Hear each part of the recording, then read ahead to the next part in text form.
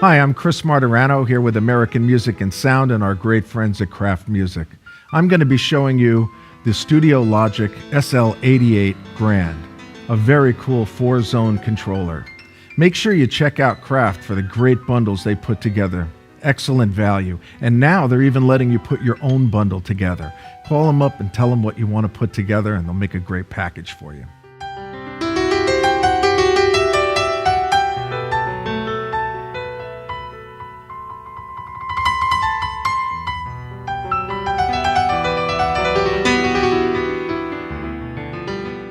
The Studiologic SL88 Grand features a wooden action with a simulated ivory key top. It feels awesome, and it's using graduated hammers to simulate an acoustic piano weight.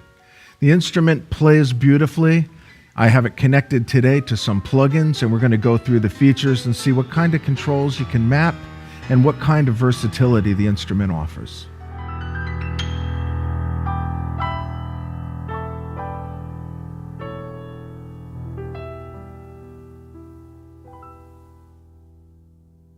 The Studiologic SL88 Grand offers a new modular concept. The instrument ships with 3 joysticks. The one far to my left is spring-loaded in the X and Y positions. The middle one is spring-loaded only in the X position, not in the Y. And the third joystick isn't spring-loaded at all. But you can add additional controllers, which they'll offer in the future as add-on packages. So you'll want to check that out. It's a very cool modular idea. Let's listen to a piano plug-in and check out how the keyboard velocity responds. They use 3 contacts per key, giving you excellent resolution over your velocity.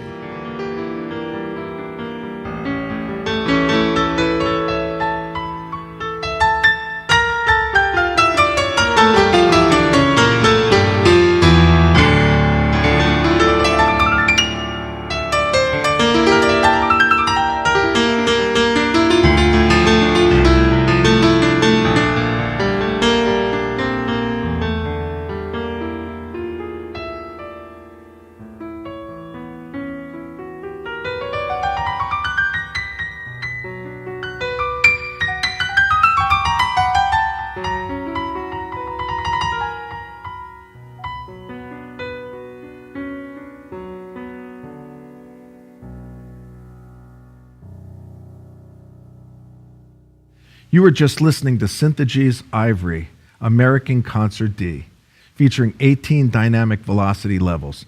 And certainly this keyboard allows me to express myself beautifully with that software. Let's take a look now at some of the other features in the SL88 Grand, and I'll map some controllers and we can see some cool things you can do. Let's take a look at a zone and we can see the available parameters we can edit and the controllers that we can assign. By selecting any one of the 4 zones, in this current setup that I have, 2 of the zones are muted. You can see they're grayed out, and 2 are active. I have Synthagy American Grand, and I also have Sonic Implant Strings. So right now I've highlighted Sonic Implant Strings, and you can see a white box around the highlighted zone, a press of the edit button, and now I can see my zone editor. And if I want to step between zones, I'm on Zone Select. This central control works as a 4-way cursor. It also works as a push button switch, and it also works as a rotary encoder. So right now, if I want to toggle between zones, I can push left and right on my cursor control, and we'll see that we're highlighting the orange zone 1, and the box around all of the data is orange. 2, it's now kind of a mustard yellow color, and we can see that there's also a box now in that color, green, and blue. This way you know which zone you're editing very quickly. So I'm going to edit zone 2, and that was the Sonic Implant Strings. I can go down and enable the zone. In this case, it's already turned on.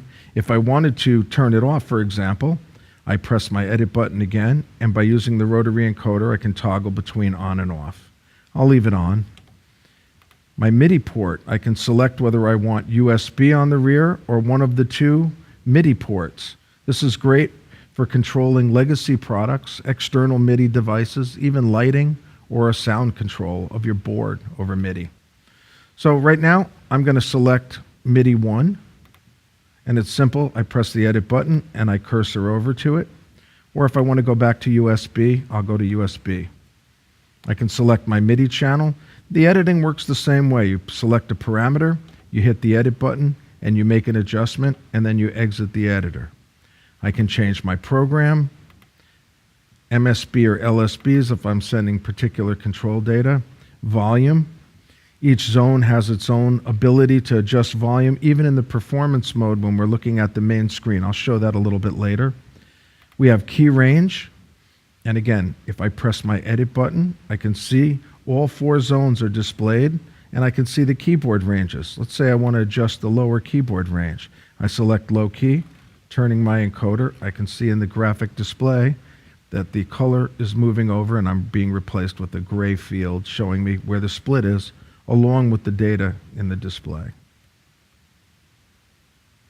If I want to adjust the upper, I just select it, and now I've made a layer that only goes from C4 to D6. We'll go back now, and if I want to change my velocity range, I can decide maybe I want the sound only to come in when I hit the keyboard at a very high velocity, or I want it likewise to shut off at a very high velocity.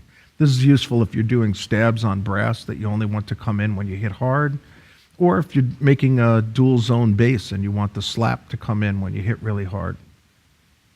Then you have your velocity curves, and the user can actually create their own in an editor, which we'll take a look at also later. The editor allows the user to make all kinds of velocity maps. Right now, you're offered 3, hard, soft, and normal. And these are very, very useful for almost all the plugins. I've found that I really didn't need to make anything custom, that these 3 curves generally work perfectly. If I then look down, I have aftertouch. I can turn on or off. A very cool thing on an 88-note weighted action with hammer weight is to have aftertouch. I'm really glad they included that.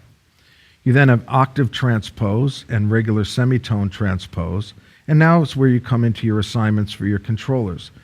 Essentially, you've got 2 footswitch inputs on the back, a continuous pedal input on the back, and then a 4th pedal input which will accept the triple pedal lyre made by also Studiologic or Futar in this case.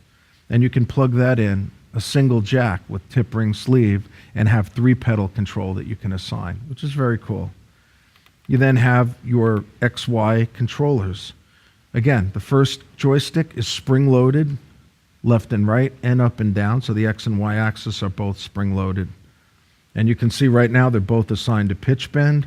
I then have the second joystick, which is not spring-loaded in the Y axis, but it is on the X.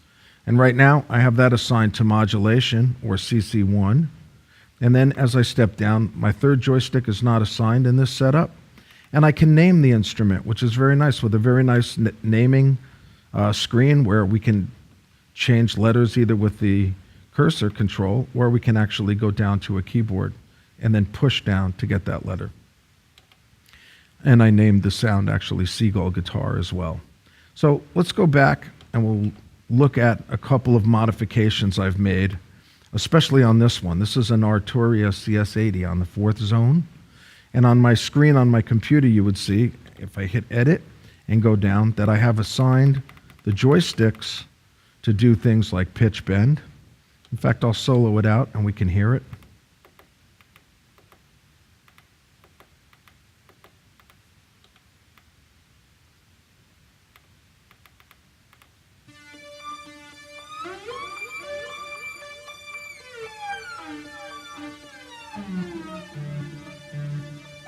I also have up and down the Y-axis doing pitch. And then I have aftertouch being assigned to the second joystick.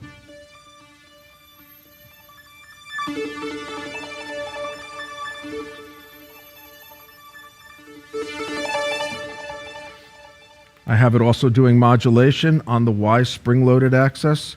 And then I have it doing filter cutoff and resonance on the third joystick, which is not spring-loaded on X or Y.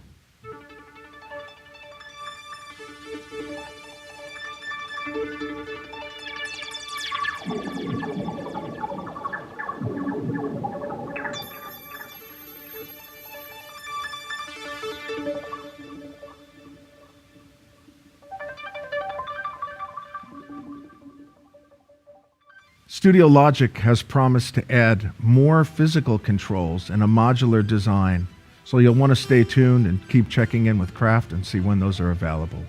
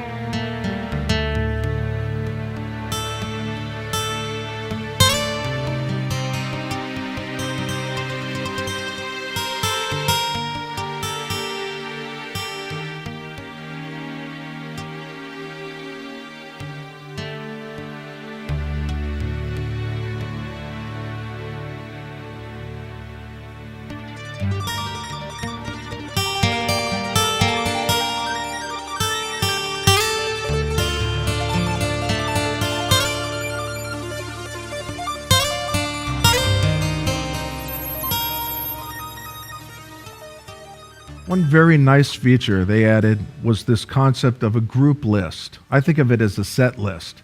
You can use it to group song configurations you've made, and then you can actually move them. So if you had first set, second set, third set, but another night you wanted to start with your third set, you can actually reorder the entire set list too. So let's take a look. We press edit, and we see there's a factory demo one created. Let's see what they put in that. If I press edit again, I can see the name, and then I can go to the program list. If I look inside the program list, I can see that they've added these entries. And again, you can move your entries up or down. So if I have a different entry that I want to put in, I can move it up. Right here, I'll decide that I want to move this entry up. So now I have Super Synth above string orchestra. You can see 6, 7, 9, 8. I inserted 256. It's not named. Maybe I want to put a new program in here, program 11. All I do is turn my cursor to the new program that I want and press. And now I've just added the demo that I put into this set list. Exiting out, I then have a group telling me which group. I made one myself called Chris Demo. If I edit that one, we can see what we have here. I put the SL88 Grand, full organs, and then the demo that I just played for you. They did a nice thing also in some of the factory presets. They added the ability to just give you some great GM mapped presets right out of the box. So you have four-way split, piano and strings, Rhodes and brass, a lot of cool things. So if you're using GM, that's pretty nice.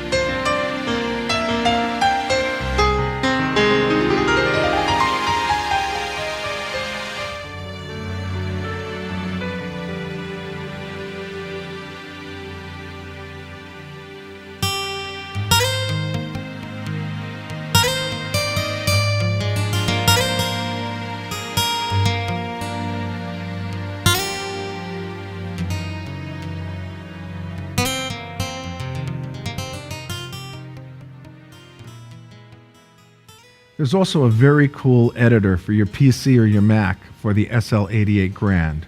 On the screen right now, we're looking at the 4 individual zones, and we have all the parameters we discussed earlier per zone, things like transpose or octave shift, or assignments for your controllers, for your joysticks and your pedals. If you double-click on a program's name, you'll come up with an individual screen that allows you to a little bit of a different look at the same abilities, and you can set all of these parameters very easily. It makes things very simple. I like this idea of using an editor, and then your instrument, of course, has been updated with the edits that you made. You don't need to take the computer or the editor with you if you're using it to control other gear, such as MIDI devices. If we look at Organize, this is a way to group our sounds again, or our controller settings, like we did earlier in the local machine, called the groups, and here they're listed under setups. We can drag them and organize them as we want. The user can also create these touch maps. This is a very, very powerful feature because should one of the normal defaults not work for your plugin, and it might need a lot more customizing, you can do it right in your controller, right in the editor, download them, and they stay in the instrument. So as you step through looking then later on for velocity maps, you can actually pick the user ones that you've created, and you can give them a name so you know which ones they are. That's very cool. You then have your global settings where you would pick which port is communicating with the computer for the editor. And you also have things like key balance, where you can balance the black and white keys. In fact, in this case, they show you key balance here, and we can adjust where they're weighted. This really is an individual taste thing.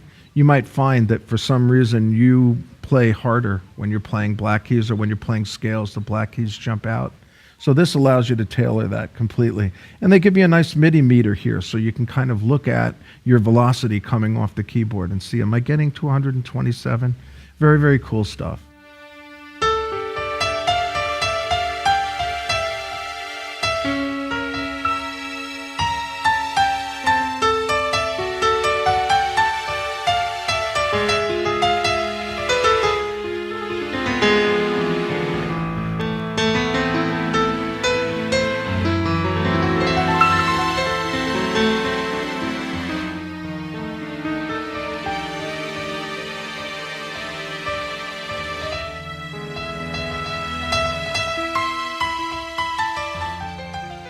Once again, I'm Chris Martirano, and this is Studiologic's SL88 Grand, featuring their beautiful TP40W all-wooden graded hammer weight action with aftertouch.